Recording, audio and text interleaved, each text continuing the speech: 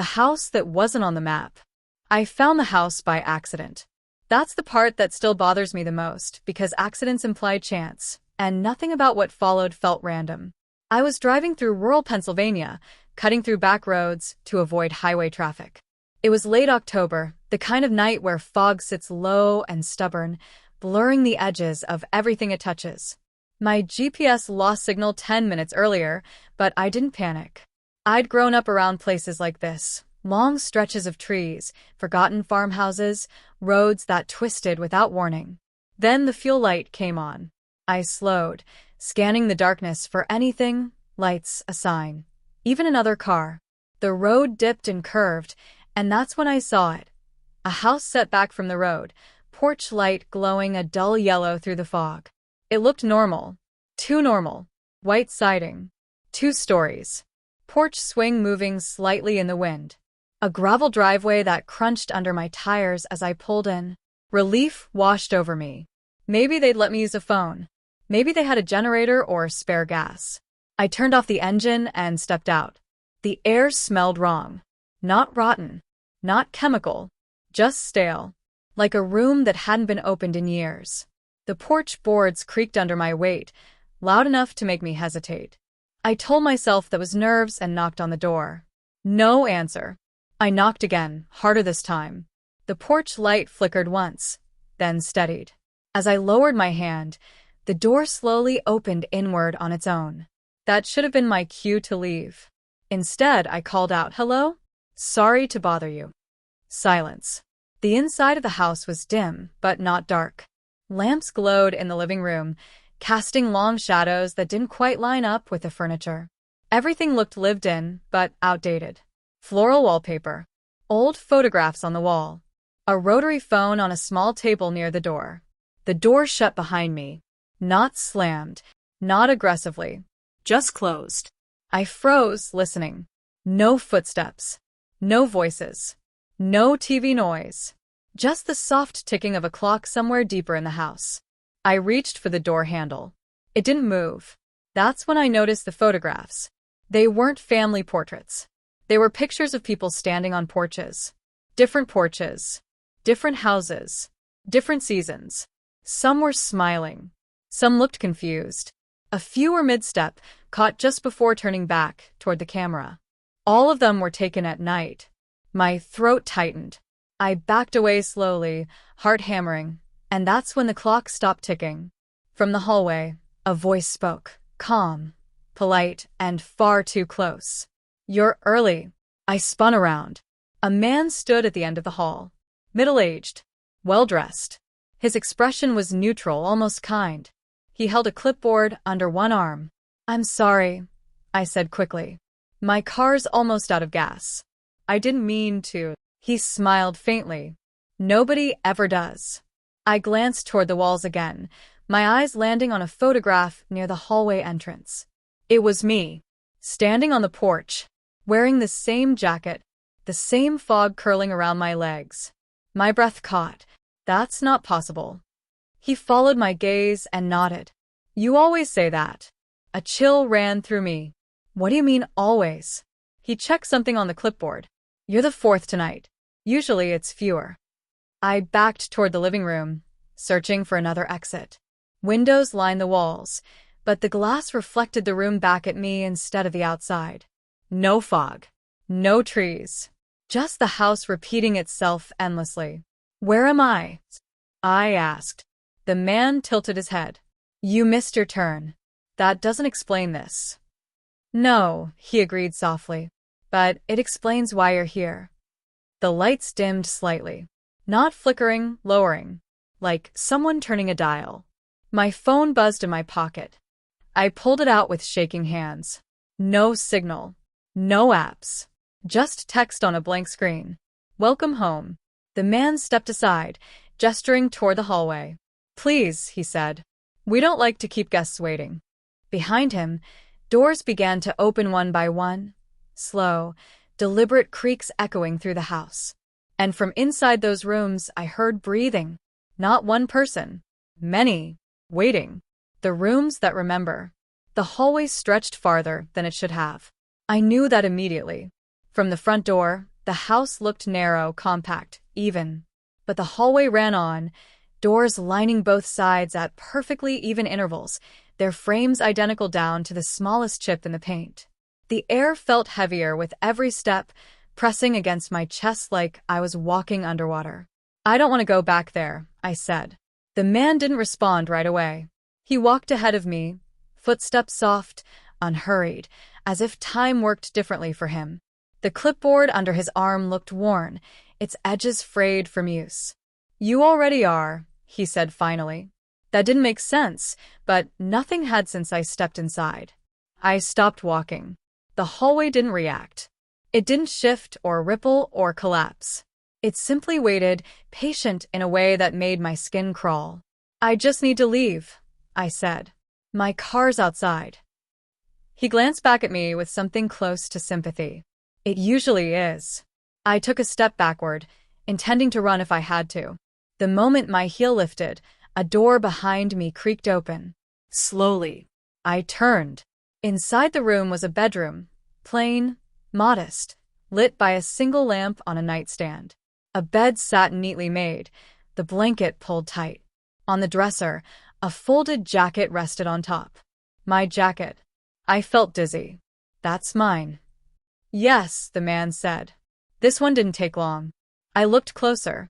The jacket wasn't exactly the same.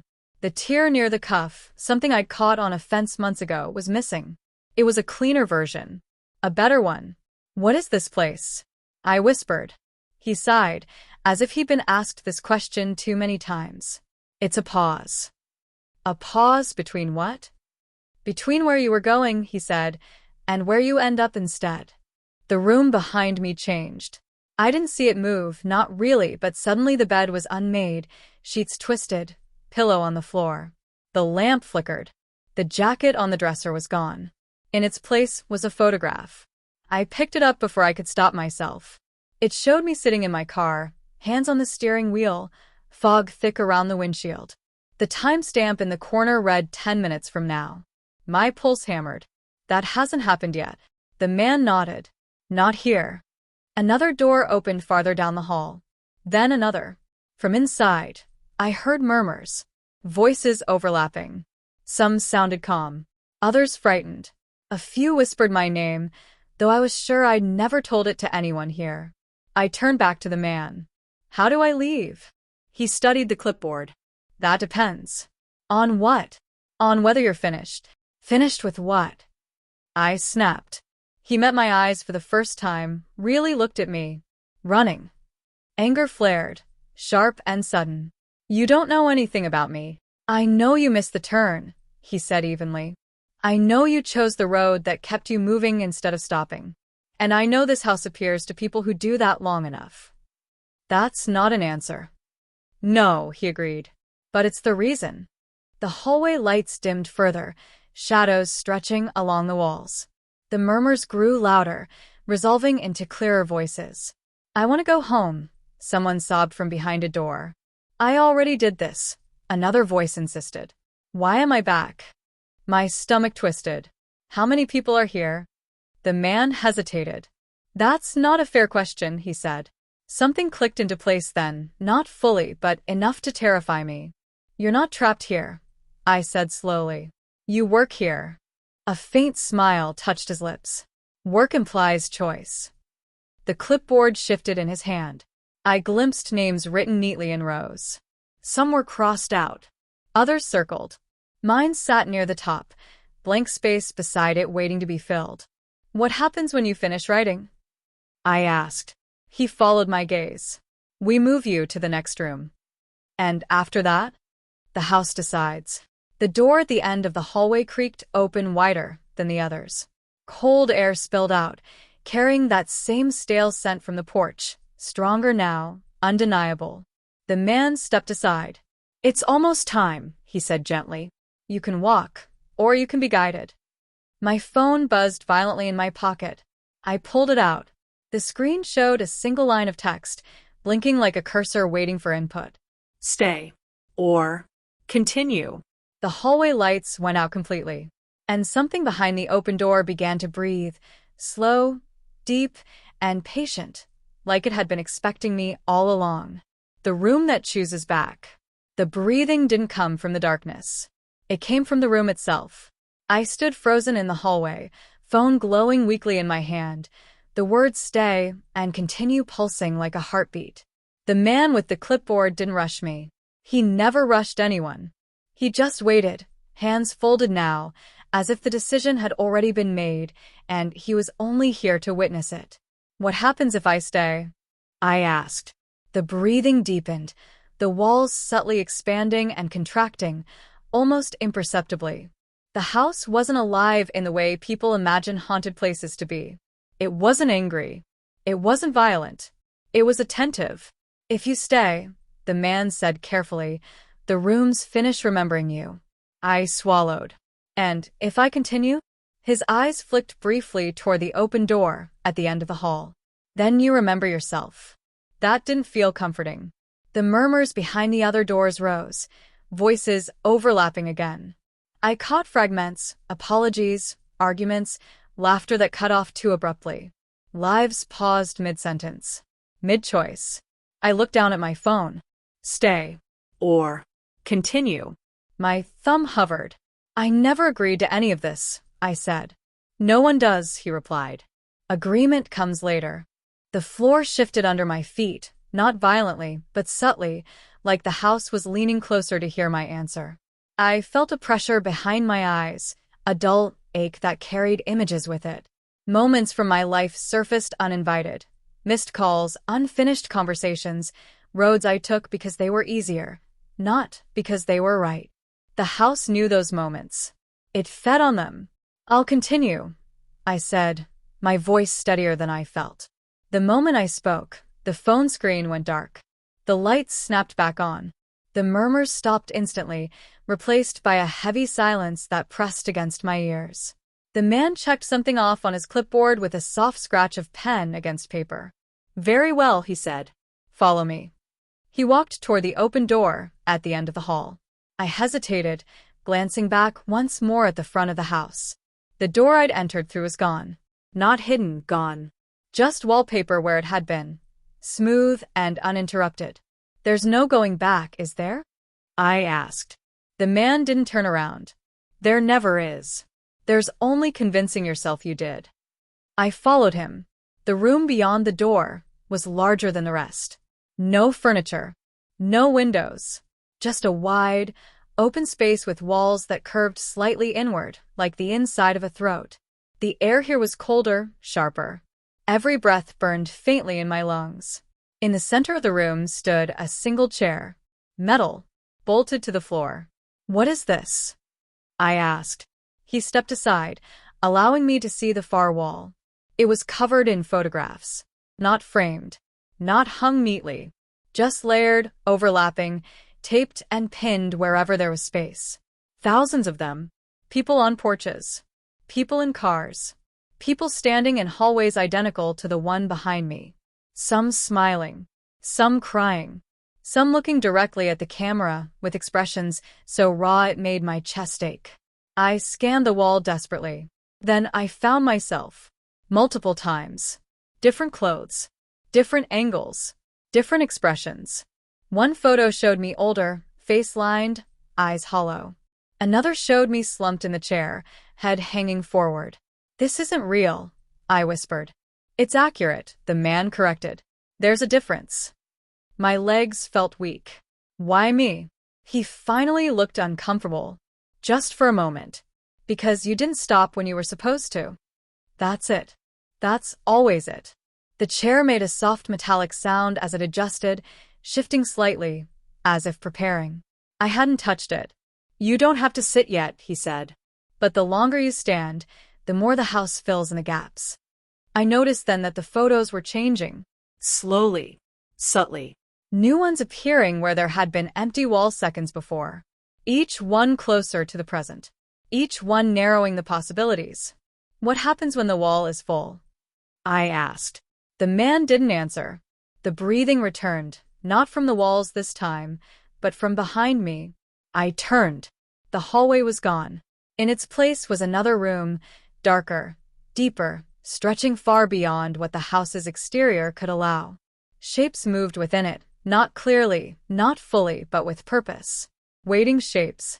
My phone buzzed in my pocket again. Against all logic, it worked.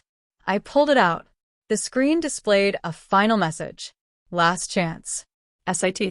Or run. I looked at the chair. I looked at the wall. I looked at the darkness behind me. And for the first time since stepping inside the house, I understood something with terrifying clarity. The house didn't trap people. It tested whether they'd finally stop running. I took a step backward. The room reacted immediately. The photos rattled. The air thickened. The breathing quickened. Excited now. The man's voice followed me, calm but strained. Be careful. Some exits don't lead where you think. I turned and ran. Not toward the darkness. Not toward the chair. But straight at the wall of photographs. The moment my hand touched the surface, the images dissolved under my fingers like ash. The wall softened, rippling outward, and the house screamed, not aloud, but inside my head. I fell forward, and the world dropped away beneath me. When I landed, the air was warm. My car engine was idling. Fog pressed against the windshield. The fuel light was still on. For a moment, I just sat there, shaking, gripping the steering wheel so hard my hands ached. The road ahead was empty, silent, normal. My phone lay dark on the passenger seat. I drove. I didn't stop until sunrise. I didn't look back at the road behind me. But sometimes, late at night when I close my eyes, I still see that wall. And I wonder how many photos are missing now. Because the house doesn't forget. And I'm not sure it believes I'm finished running. The road that brings you back. I told myself it was over. That's what survival feels like at first. Not relief, but denial dressed up as confidence. I drove until the sky lightened, until fog burned off and trees turned back into trees instead of shapes watching from the dark. By the time I reached the highway, the world behaved again. Gas stations existed. Radios worked. People waved as they passed. Normal returned like a lie you want to believe. I didn't stop at the first station. Or the second. I kept driving until the fuel light blinked angrily, then finally pulled into a busy rest stop just as the sun cleared the horizon.